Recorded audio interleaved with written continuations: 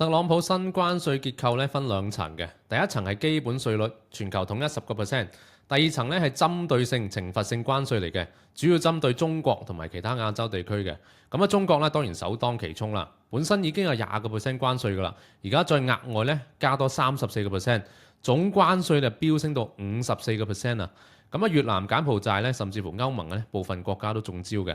睇下畫面啦，你就可以睇到各國而家嘅稅率表。仲未完嘅，原來仲有第二波嘅衝擊。美國咧取消咗800蚊呢個免稅額嘅關稅之後呢，即係話以後就算細件貨寄去美國嘅話呢，每件都要打稅嘅。記住啊，係由中國寄去美國 ，OK？800蚊美金嘅一個免稅額呢就會被取消嘅。而家點算呢？供應商咧十居其九咧會將呢成本咧轉介俾消費者噶啦。舉個例子，原本賣5蚊嘅貨，隨時變咗7個半。平時賺10零20蚊嘅啲平價貨咧，其實咧都冇乜得點做噶啦。啲鋪頭咧一係就轉型，一係就要執笠噶啦。OK，仲有一樣嘢就係話，而家咧貨運咧係大塞車嘅。我哋而家有啲貨咧喺美國海關嗰度咧，其實曬緊月光嘅，因為有啲官員咧佢自己都未搞清楚係點計稅啦，搞到成個物流鏈咧癱瘓咗嘅。點樣拆局呢？大家記住呢個原則。關稅咧其實真係變相加價嘅啫。商人咧當然啦會將成本咧轉介俾消費者嘅。我同啲行家咧已經即時加價咗20到30%，甚至乎40% 㗎啦。有啲人會問：使乜驚呢？照加價咪得咯。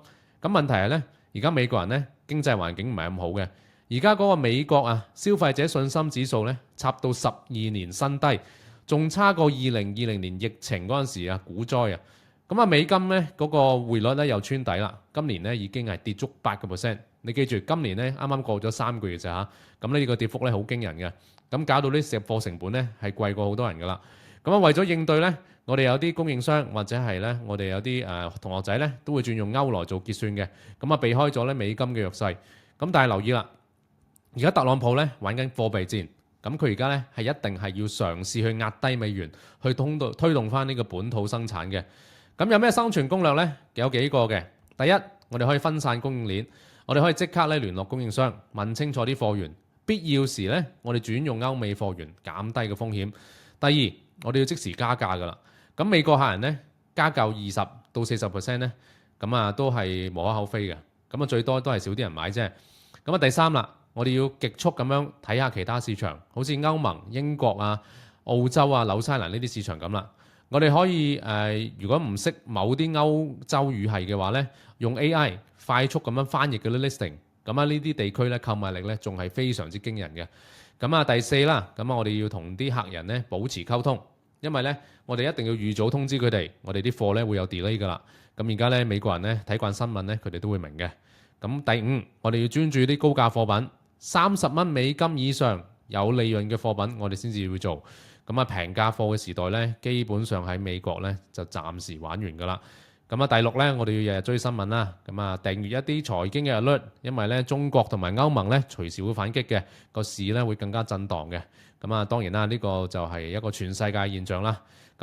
就好多同學都問我啦，喂，電商死得未呢？其實咧電商係一定係未死嘅。我哋而家咧要轉一轉個玩法。而家只不過係貿易戰嘅一個熱身賽嚟嘅啫。頂得順呢個浪呢，大家先係真正嘅強者嘅。好，今日 update 咧講到呢度，有咩問題呢？記得留言。最緊要大家要保持冷靜，我哋下集再傾。如果大家想緊貼我哋 MES 百萬電商系統資訊嘅話，歡迎咧 scan 呢個 QR code 入去我哋 WhatsApp 群組。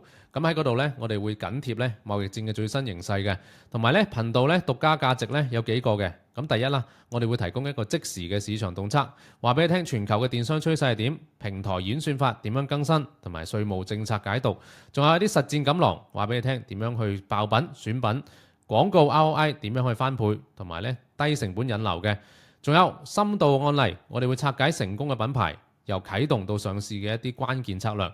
希望喺群組見到你啦。大家覺得我條片段有用嘅話，歡迎大家 like、share 或者 subscribe。